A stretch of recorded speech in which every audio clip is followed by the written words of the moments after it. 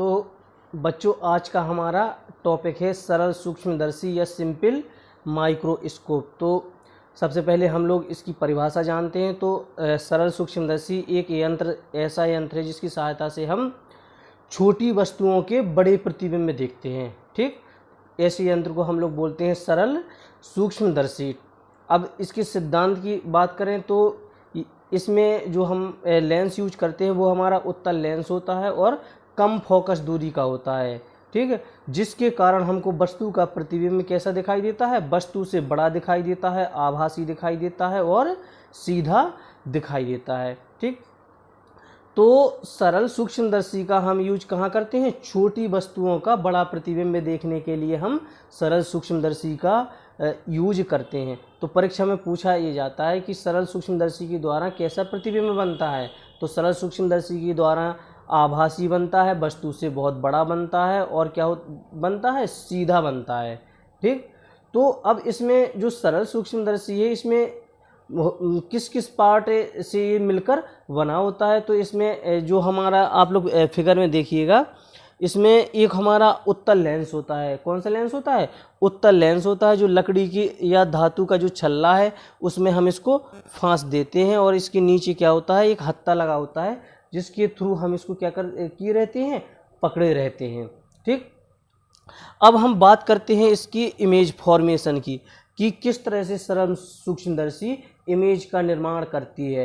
तो इसमें जो हमारी वस्तु देखिए आप लोग फिगर में कि ये भी हमारी ये वस्तु है, ये भी हमारी ये वस्तु, इससे प्रकाश किरणें जब लेंस से टकराती हैं और हम दूसरी साइड, ये हमारी आँख, यहाँ से हम देखते हैं, जब यहाँ से देखते हैं, याद रखिएगा कहाँ से देखते हैं? इस साइड से जब हम देखते हैं तो हमें वस्तु का प्रतिबिंब ए बी का A1 B1 बोर्ड में दिख रहा है। A1 B1 कैसा दिखता है?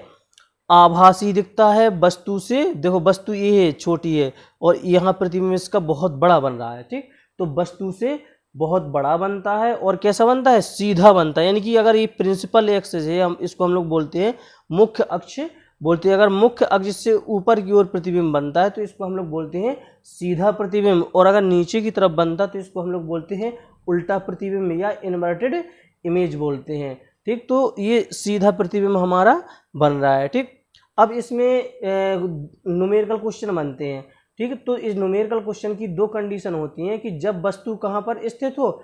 स्पष्ट दृष्टि की न्यूनतम दूरी पर। जब वस्तु स्पष्ट दृष्टि की न्यूनतम दूरी 25 सेंटीमीटर होती है, वहाँ पर स्थित होती है, तो उसके लिए जो मैग्नीफिकेशन पावर है उसका जो हमारा सूत्र होता है वो होता है m बराबर 1 + d/f। क्या होता है? m बराबर 1 + d/f होता है। ठीक, अब अगला एक और इसमें कंडीशन रहती है, वो ये होती है कि जब वस्तु फोकस पर स्थित हो या प्रतिबिंब कहाँ पर बने? अनंत पर बने। अगर प्रतिबिंब हमारा अनंत पर बनता है तो उसे हम लोग बोलते हैं श्रांत नेत्र से देखना। तो श्रांत नेत्र की स्थिति में जो हमारा इसका मैग्नीफिकेशन पावर का फार्मूला होता है वो होता है m बराबर d/f होता है। ठीक, अब इसमें एक और इम्पोर्टेंट पॉइंट है कि जो हमारी मैग्नीफिकेशन पावर होती है वो किस में ज़्यादा होती है? जब वस्तु स्पष्ट दृष्टि की न्यूनतम दूरी 25 सेंटीमीटर पर स्थित होती है तो यहाँ पर ये मैग्नीफिकेशन पावर क्या होती है? अधिक होती है। और जब वस्तु फोकस पर स्थित होती है जिसका प्रतिबिंब अनंत पर बनता है तो उसकी जो मैग्नीफिकेशन पावर होती है वो कम होती है। तो अब ये तो ही हमारी सरल सूक्ष्मदर्शी के पार्ट्स और इसमें क्या क्या होता है और कहाँ कहाँ से इसकी जो स्टेप होते हैं इम्पोर्टेंट, वो किस तरह से हम लोग याद करें। ठीक, इसके बारे में मैंने बताया है। ठीक, अब हमको एग्जाम पॉइंट ऑफ व्यू के बारे में हम लोग डिस्कशन करते हैं कि इसमें से कौन कौन से क्वेश्चन हमारे एग्जाम में बनेंगे।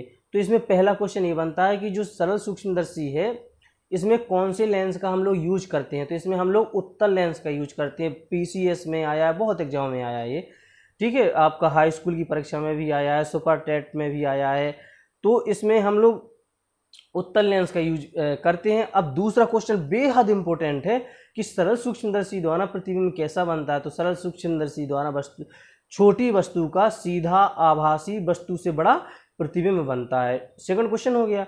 अब इसमें थर्ड क्वेश्चन ये होता है कि जो मैग्नीफिकेशन पावर है उसका सूत्र स्पष्ट दृष्टि की न्यूनतम दूरी के लिए क्या होता है। तो स्पष्ट दृष्टि की न्यूनतम दूरी के लिए होता है m बराबर 1 + d/f।